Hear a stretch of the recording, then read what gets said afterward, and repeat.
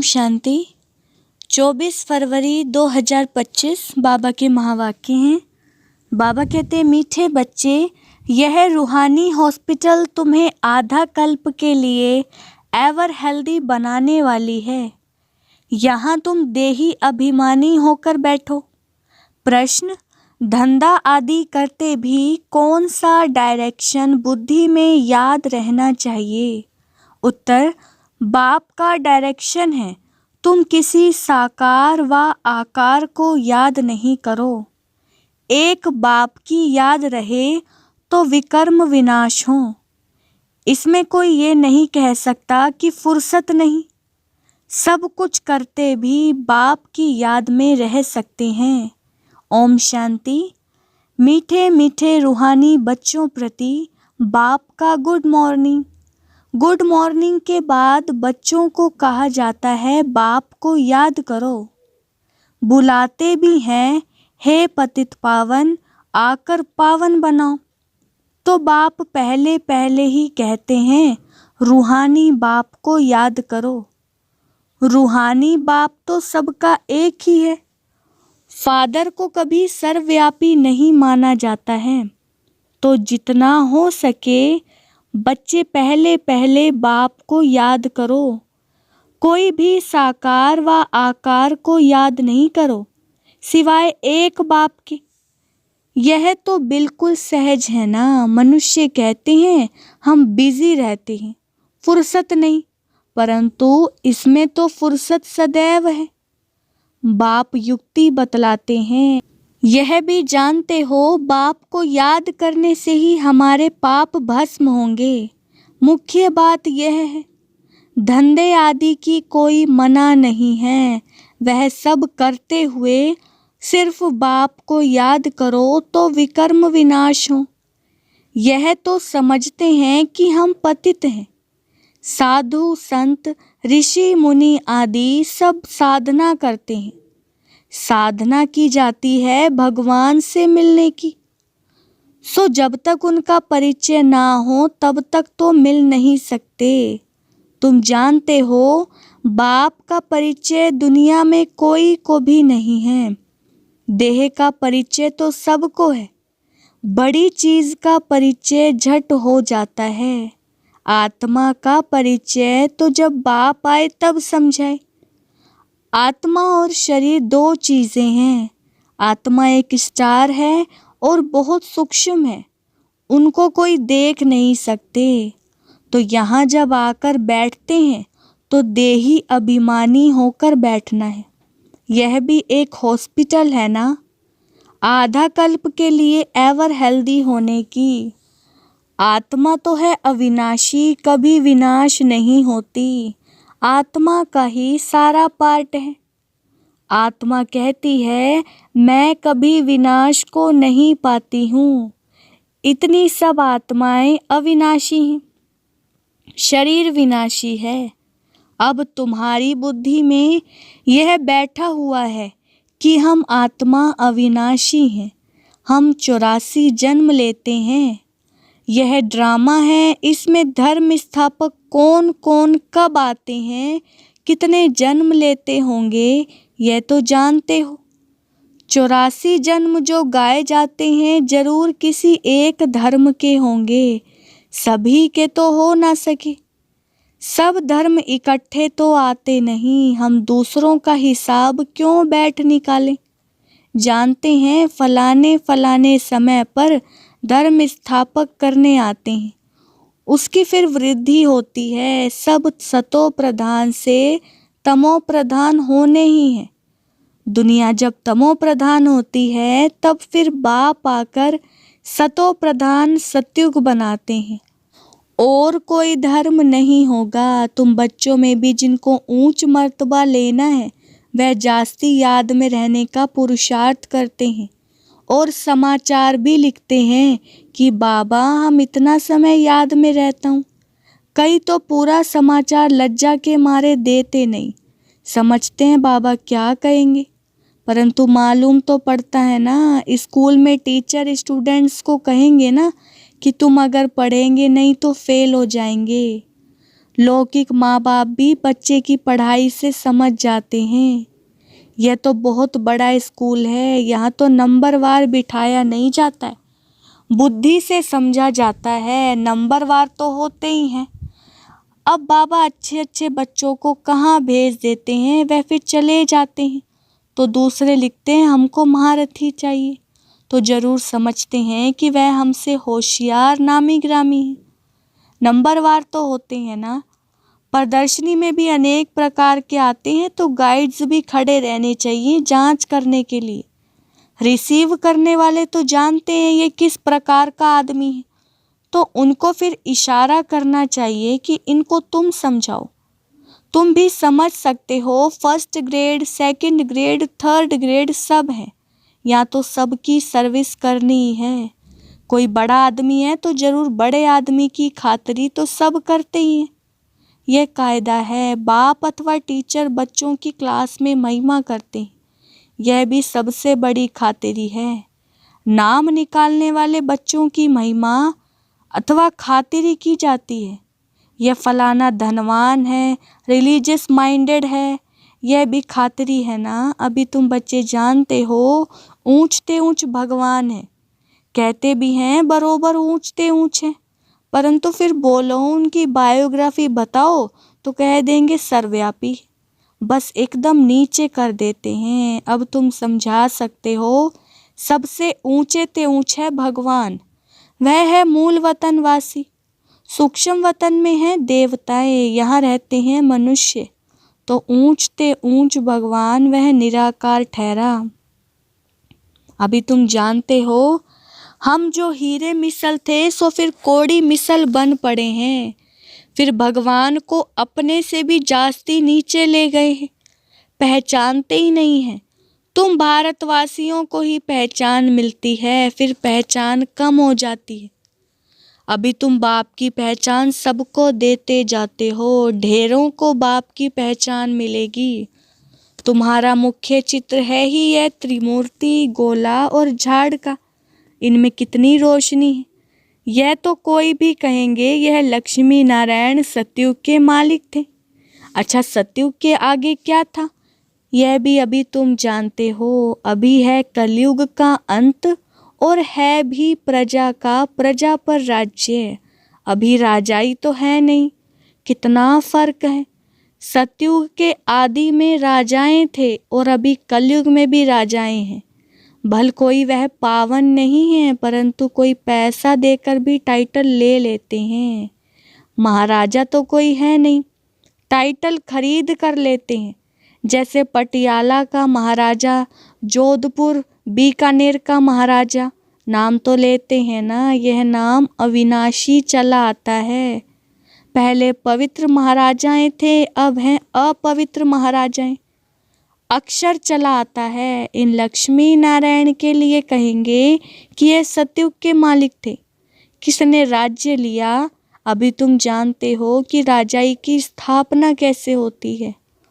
बाप कहते मैं तुमको अभी पढ़ाता हूँ 21 जन्मों के लिए, वह तो पढ़कर इसी जन्म में ही बैरिस्टर आदि बनते हैं।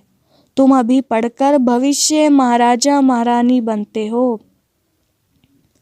ड्रामा प्लान अनुसार नई दुनिया की स्थापना हो रही है, अभी है पुरानी दुनिया। भल कितने भी अच्छे अच्छे बड़े महल हैं, परंतु हीरे जवाहरातों के महल तो बनाने की कोई में ताकत नहीं है। सतयुग में यह सब हीरे जवाहरातों के महल बनाते हैं ना, बनाने में कोई देरी थोड़ी ही लगती है। यहाँ भी अर्थक्वेक आदि होती है तो बहुत कारीगर लगा देते हैं, 1-2 वर्ष में सारा शहर खड़ा कर देते हैं। नई दिल्ली बनाने में करके 8-10 वर्ष लगे, परंतु यहाँ के लेबर और वहाँ के लेबर में तो फर्क रहता है ना। आजकल तो नई नई इन्वेंशन भी निकालते रहते हैं, मकान बनाने की साइंस का भी जोर है, सब कुछ तैयार मिलता है, झट फ्लैट तैयार, बहुत जल्दी जल्दी बनते हैं। तो यह सब वहाँ काम में तो आते हैं ना, यह सब साथ चलने हैं, संस्कार तो रहते हैं ना, यह साइंस के संस्कार भी चलेंगे। तो अब बाप बच्चों को समझाते रहते हैं, पावन बनना है तो बाप को याद करो, बाप भी गुड मॉर्निंग कर फिर शिक्षा देते हैं। बच्चे, बाप की याद में बैठे हो, चलते फिरते बाप को याद करो, क्योंकि जन्म जन्मांतर का सिर पर बोझा है। सीढ़ी उतरते उतरते 84 जन्म लेते हैं, अभी फिर एक जन्म में चढ़ती कला होती है। जितना बाप को याद करते रहेंगे उतना खुशी भी होगी, ताकत मिलेगी। बहुत बच्चे हैं जिनको आगे नंबर में रखा, परंतु याद में बिल्कुल नहीं रहते हैं। भल ज्ञान में तीखे हैं, परंतु याद की यात्रा है नहीं। बाप तो बच्चों की महिमा करते हैं, यह भी नंबर 1 में हैं तो जरूर मेहनत भी करते होंगे ना। तुम हमेशा समझो कि शिव बाबा समझाते हैं तो बुद्धि योग वहाँ लगा रहेगा। यह भी सीखता तो होगा ना, फिर भी कहते हैं बाबा को याद करो। किसको भी समझाने के लिए चित्र हैं, भगवान कहा ही जाता है निराकार को। वे आकर शरीर धारण करते हैं। एक भगवान के बच्चे सब आत्माएं भाई भाई हैं, अभी शरीर में विराजमान हैं, अब सभी अकाल मूर्त हैं। यह अकाल मूर्त आत्मा का तख्त है। अकाल तख्त और कोई खास चीज नहीं है, यह तख्त है अकाल मूर्त का। भ्रिकुटी के बीच में आत्मा विराजमान होती है, इसको कहा जाता है अकाल तख्त। अकाल तख्त अकाल मूर्त का, आत्माएं सब अकाल है, कितनी अति सूक्ष्म है। बाप तो निराकार है, वह अपना तख्त कहाँ से लाए। बाप कहते हैं मेरा भी यह तख्त है, मैं आकर इस तख्त का लोन लेता हूँ। ब्रह्मा के साधारण बूढ़े तन में अकाल तख्त पर आकर बैठता हूँ। अभी तुम जान गए हो, सब आत्माओं का यह तख्त है। मनुष्यों की ही बात की जाती है, जानवरों की तो बात नहीं। पहले जो मनुष्य जानवर से भी बदतर हो गए हैं वह तो सुधरे। कोई जानवर की बात पूछे, बोलो पहले अपना तो सुधार करो। सत्युग में तो जानवर भी बड़े अच्छे फर्स्ट क्लास होंगे, किचड़ा आदि कुछ भी नहीं होगा। किंग के महल में कबूतर आदि का किचड़ा हो तो दंड डाल दे, जरा भी किचड़ा। वहाँ बड़ी खबरदारी रहती है, पहरे पर रहते हैं, कभी कोई जानवर आदि अंदर घुस ना सके। बड़ी सफाई रहती है। लक्ष्मी नारायण के मंदिर में कितनी सफाई रहती है। शंकर पार्वती के मंदिर में कबूतर भी दिखाते हैं तो जरूर मंदिर को भी खराब करते होंगे। शास्त्रों में तो बहुत दंत कथाएं लिख दी हैं, अभी बाप बच्चों को समझाते हैं। उनमें भी थोड़े हैं जो धारणा कर सकते हैं, बाकी तो कुछ नहीं समझते। बाप बच्चों को कितना प्यार से समझाते हैं, बच्चे बहुत बहुत मीठे बनो, मुख से सदैव रत्न निकलते रहें। तुम हो रूप बसंत, तुम्हारे मुख से पत्थर नहीं निकलने चाहिए। आत्मा की महिमा होती है। आत्मा कहती है मैं प्रेसिडेंट हूँ, फलाना हूँ, मेरे शरीर का नाम यह है। अच्छा, आत्माएं किसके बच्चे हैं? एक परमात्मा के, तो जरूर उनसे वर्षा मिलता होगा। वह फिर सर्वव्यापी कैसे हो सकता है? तुम समझते हो, हम भी पहले कुछ नहीं जानते थे, अभी कितनी बुद्धि खुली है। तुम कोई भी मंदिर में जाएंगे समझेंगे यह तो सब झूठे चित्र हैं। 10 भुजाओं वाला, हाथी की सूंड वाला कोई चित्र होता है क्या? यह सब भक्ति मार्ग की सामग्री है। वास्तव में भक्ति होनी चाहिए एक शिव बाबा की, जो सबका सद्गति दाता है। तुम्हारी बुद्धि में है यह लक्ष्मी नारायण भी 84 जन्म लेते हैं, फिर ऊंचते ऊंच बाप ही आकर सबको सद्गति देते हैं। उनसे बड़ा कोई नहीं है। ये ज्ञान की बातें तुम्हारे में भी नंबरवार धारण कर सकते हैं। धारणा नहीं कर सकते तो बाकी क्या काम के रहे। कई तो अंधों की लाठी बनने के बदले अंधे बन जाते हैं। गऊ जो दूध नहीं देती तो उसे पिंजरपुर में रखते हैं, यह भी ज्ञान का दूध नहीं दे सकते। बहुत हैं जो कुछ पुरुषार्थ ही नहीं करते, समझते ही नहीं कि हम तो कुछ किसका कल्याण करें। अपनी तकदीर का ख्याल ही नहीं रहता है, बस जो कुछ मिला सो अच्छा। तो बाप कहेंगे इनकी तकदीर में नहीं है। अपनी सद्गति करने का पुरुषार्थ तो करना चाहिए, देही अभिमानी बनना है। बाप कितना ऊंचते ऊंचे और आते देखो कैसे पतित दुनिया, पतित शरीर में। उनको बुलाते ही पतित दुनिया में है। जब रावण दुख देते हैं तो बिल्कुल ही भ्रष्ट कर देते हैं, तब बाप आकर श्रेष्ठ बनाते हैं। जो अच्छा पुरुषार्थ करते हैं वह राजा रानी बन जाते हैं, जो पुरुषार्थ नहीं करते वह गरीब बन जाते हैं। तकदीर में नहीं है तो तदबीर नहीं कर सकते। कोई तो बहुत अच्छी तकदीर बना लेते हैं, हर एक अपने को देख सकते हैं कि हम क्या सर्विस करते हैं। अच्छा, मीठे मीठे सिकिलदे बच्चों प्रति माता पिता बाप दादा का याद प्यार और गुड मॉर्निंग। रूहानी बाप की रूहानी बच्चों को नमस्ते। हम रूहानी बच्चों की रूहानी बाप दादा को नमस्ते नमस्ते, गुड मॉर्निंग। धारणा के लिए मुख्य सार। फर्स्ट पॉइंट है, रूप बसंत बन, मुख से सदैव रत्न निकालने हैं। बहुत बहुत मीठा बनना है, कभी भी पत्थर कटु वचन नहीं निकालना है। दूसरा पॉइंट, ज्ञान और योग में तीखा बन, अपना और दूसरों का कल्याण करना है। अपनी ऊंच तकदीर बनाने का पुरुषार्थ करना है।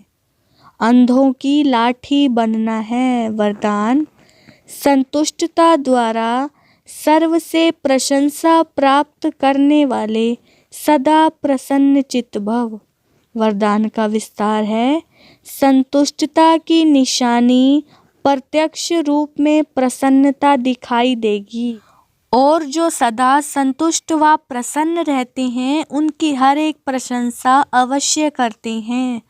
तो प्रशंसा प्रसन्नता से ही प्राप्त कर सकते हो, इसलिए सदा संतुष्ट और प्रसन्न रहने का विशेष वरदान स्वयं भी लो और औरों को भी दो, क्योंकि इस यज्ञ की अंतिम आहुति सर्व ब्राह्मणों की सदा प्रसन्नता है।